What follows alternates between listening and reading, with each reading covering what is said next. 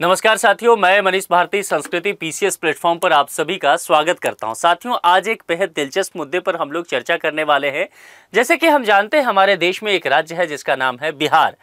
लेकिन ये भी एक दिलचस्प मसला है कि इस बिहार का नाम बिहार पड़ा कैसे। इसके पीछे एक बहुत दिलचस्प कहानी है, बड़े ज्ञान विज्ञान की बातें छुपी हुई है, उस पर विस्तार से समझेंगे। एक शब्द आता है, वह है विहार। देखिए, विहार, तो विहार से बिहार कैसे बन गया और उसके पीछे बुद्ध महावीर की भूमि, ये कैसे ये सब ताल्लुकात जुड़ा हुआ है, विस्तार से इन सब बातों को हम समझेंगे। उससे पहले यहाँ पर आपके लिए एक सूचना है। संस्कृति आईएएस के द्वारा नवरात्रि स्पेशल ऑफर दिया जा रहा है, जिसके तहत देखेंगे तो 25 से 28 सितंबर तक ये ऑफर वैलिड रहेगा, यानी कि इसका लाभ आप ले सकते हैं।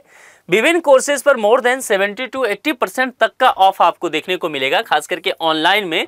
और देखिए, इसमें जो कोर्सेज हैं, चाहे वो एसए कोर्स हो, एनसीईआरटी कोर्स हो, जनरल हिंदी हो, इन सब पर इसका लाभ मिलेगा। जो आप लोग पूछते रहते हैं ना, सर यूपीएससी की तैयारी करनी है, शुरुआत करनी है, लेकिन कहाँ से करें ये समझ नहीं आता है, तो यहाँ से करें, एनसीईआरटी कोर्स लेकर के करें, ठीक है। और इन तमाम चीज़ों पर बात करने के लिए, अधिक जानकारी लेने के लिए ये कॉन्टैक्ट नंबर है 9555124124 या फिर sanskritIAS.com। ये ऑफिशियल वेबसाइट है संस्कृति आईएएस का, इस पर भी विजिट करके जानकारी ले सकते हैं और फिर अपने मनचाहे कोर्स में आप नामांकन करा सकते हैं। चलिए अब मुद्दे की तरफ लौटते हैं। हम बात कर रहे थे कैसे मिला बिहार को उसका नाम, और इस शब्द की उत्पत्ति जो है, मैंने आपको पहले ही कहा कि विहार से हुआ था। तो विहार का क्या तात्पर्य होता है, किस तरह की बातें की जाती है इसको लेकर के, इन सब चीजों को समझेंगे। देखिए, हम जानते हैं कि भारत एक ऐसा देश रहा है जहां पर विविधता की लेकर के बात की जाए, संस्कृति की लेकर की बात की जाए तो बहुत ही संपन्न है, समृद्ध है। और उसमें एक खास स्थान बिहार भी रखता है, जिसकी अपनी संस्कृति, अपना इतिहास बेहद पुराना है, ऐतिहासिक है। और राज्य में बहुत सारे महान साम्राज्य आए हैं। जो 16 महाजनपद हुआ करता था, उसमें से एक महाजनपद मगध की अगर चर्चा की जाए तो वह सबसे अधिक समृद्धशाली महाजनपद हुआ करता था।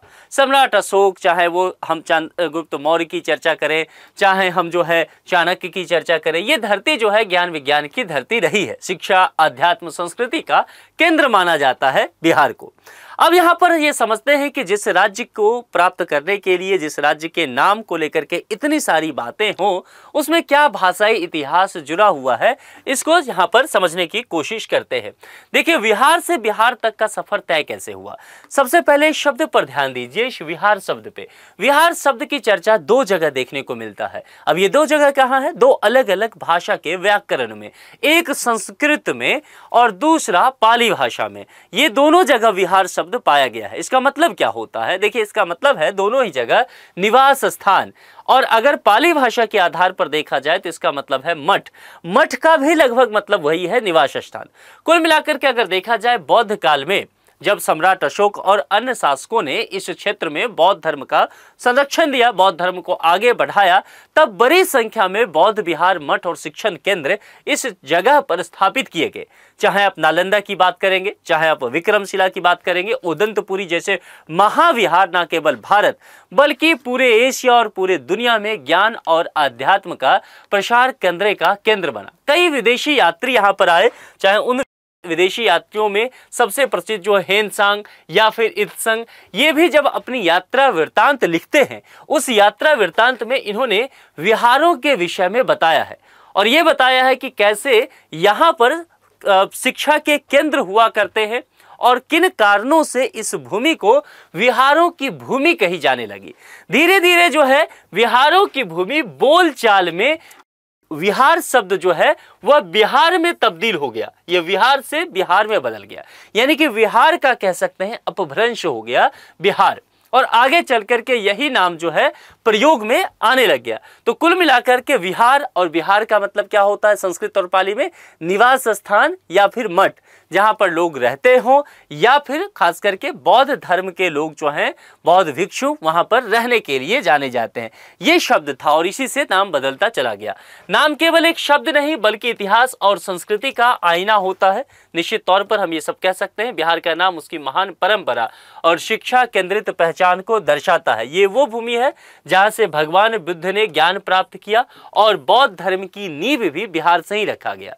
इसके अलावा यही भूमि महावीर की कर्मभूमि भी रही। शिक्षा और आध्यात्मिकता से जुड़े इन विहारों ने न केवल इस क्षेत्र का नाम तय किया बल्कि आने वाली पीढ़ियों को भी लंबे समय तक एक नया दिशा दिया और आगे भी देती रहेगी।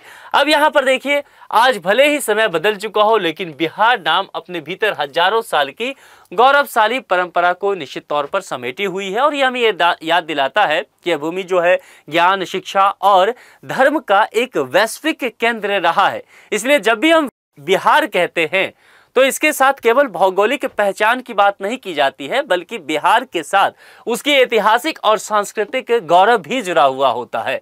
और बिहार से बिहार बनने की यात्रा भारतीय इतिहास में सबसे महत्वपूर्ण अध्यायों में से एक है। तो निश्चित तौर पर जो भी लोग इस क्षेत्र के रहने वाले हैं, बिहार के रहने वाले हैं, उनके क्या विचार हैं इस विषय को लेकर के वो एक बार कमेंट में जरूर बताएं। आप सभी का जुड़ने के लिए बहुत बहुत शुक्रिया। Thank you so much.